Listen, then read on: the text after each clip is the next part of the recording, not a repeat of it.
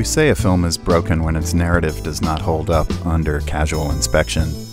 This is as true for screwball comedies as for serious dramas, and especially true for science fiction, because it is a genre heavily dependent on world building and having story logic built around exotic technology and alien life. Joseph Kosinski's Oblivion is a visually beautiful, well-acted, broken science fiction film. We're going to examine its problems from its core design issues, break down its story, and look at the details that don't work, talk about what does work, and then look at ways to make it the better film it could have been.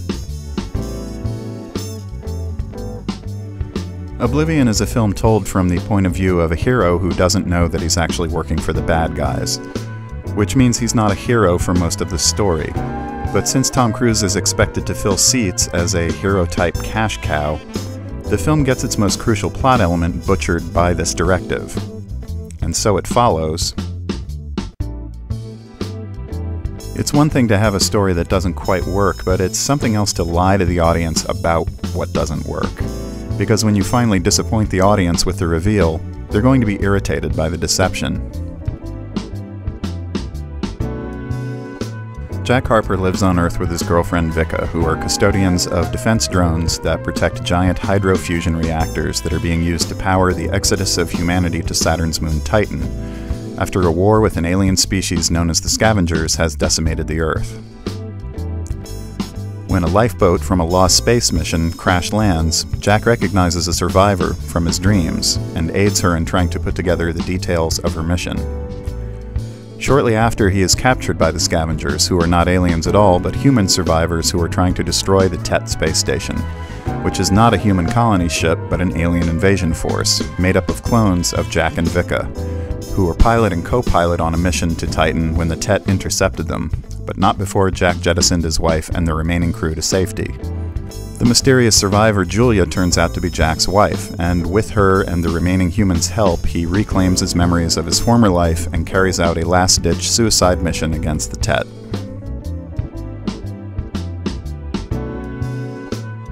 The biggest problem with this story is in the reveal of the human survivors. Before they are shown for what they are in the film, a lot of quick editing is used, and what we do see is of cyborg-like figures scurrying along the ground in insect poses. While flash cuts are fine, putting the humans in inhuman poses to fake out the audience is a lie that the audience is going to notice and resent later on.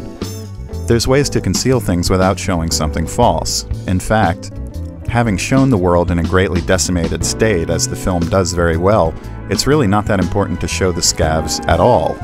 The audience's imagination will fill in the blanks. This reveal has several other problems as well. One, since Jack Harper 49 is the first clone the humans have ever captured, it's never made clear how they know he's been told that they're aliens. Two, while the explanation of their disguises is that their appearance is meant to confuse the drones, it makes no sense why they wouldn't remove them to talk to Jack. If you're afraid someone is going to shoot you because you're wearing a scary mask, you take the mask off, right? The second major issue with Oblivion's story is that Jack, Vika, and Julia all seem to have knowledge about things they couldn't have known about. One, when Julia's pod is discovered, Jack and Vika know about the mission she was on. They know about the Delta Sleep system and how many years she's been away from the Earth. If they'd had their memories erased and the aliens are trying to conceal their identity, why would they leave a memory of the Odyssey space mission where the Tet was discovered? 2. Julia's memory wasn't erased, and having slept for 60 years, she should have no knowledge of the alien invasion at all. Yet she acts as if Jack, her husband, and Vika, his co-pilot, are strangers when she awakens. There's no reason for her to act that way initially, unless she knew about the invasion. Julia seems more suspicious than confused by what's going on in the film. But unless there was a scene where she played back the flight recorder, heard the description of the Tet, and saw it in the sky and recognized it for what it was, there'd be no reason for her to doubt Jack's story, at least at first.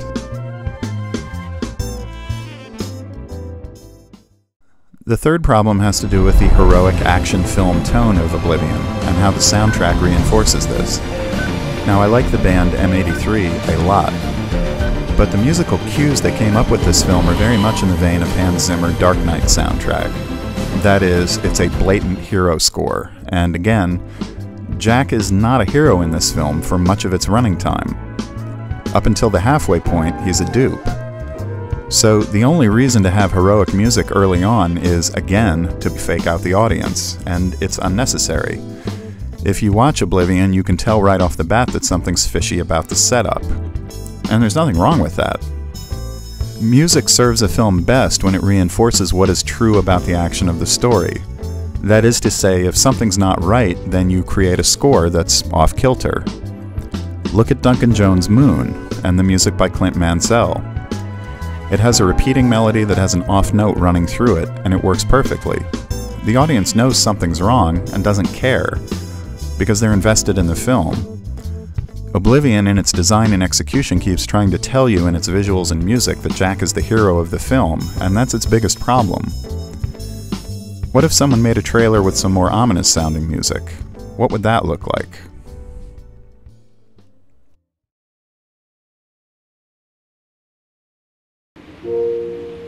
While you were in Delta sleep, Earth was attacked. Call them scavs. They destroyed our moon, and with that, half the planet.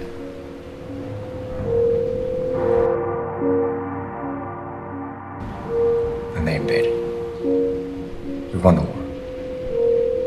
But Earth was ruined.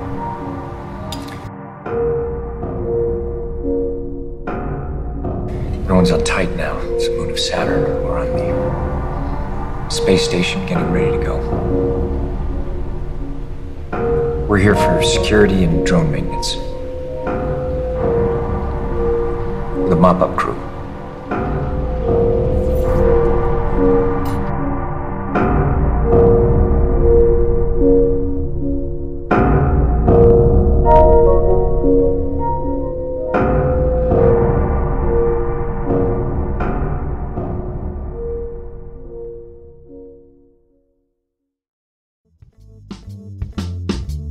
First, we need to throw out things that are unnecessary or take away from what does work. What works in this film is the love triangle between the three leads. The Tet, being a pyramidal-shaped object, reinforces this idea symbolically. The performances are good, and it's got grand visual style, and even in its finished state, it works as a kind of lyric boyhood fantasy about being the last man on Earth, with 2 girlfriends. The initial setup references the stories of Philip K. Dick quite well, even though it ultimately breaks under its own sales concept of what it's trying to be. So what needs to be thrown out? The human survivors disguised as aliens adds nothing to the film but a throwaway mystery context that generates no plot tension and adds nothing to the motivations of any of the other characters. So get rid of them. And get rid of Morgan Freeman. He's only in the film to lend legitimacy to the idea that Jack is wrong about everything, because no one would doubt Morgan Freeman is telling the truth. His exposition dump removes the need for having Jack organically discover the truth about who he is, which further destroys his hero presentation. The rest of the survivors do nothing really but stand around in road warrior outfits looking serious. They don't serve any purpose, so jettison the survivors. Second, do away with the idea that Jack's tour is up in 2 weeks.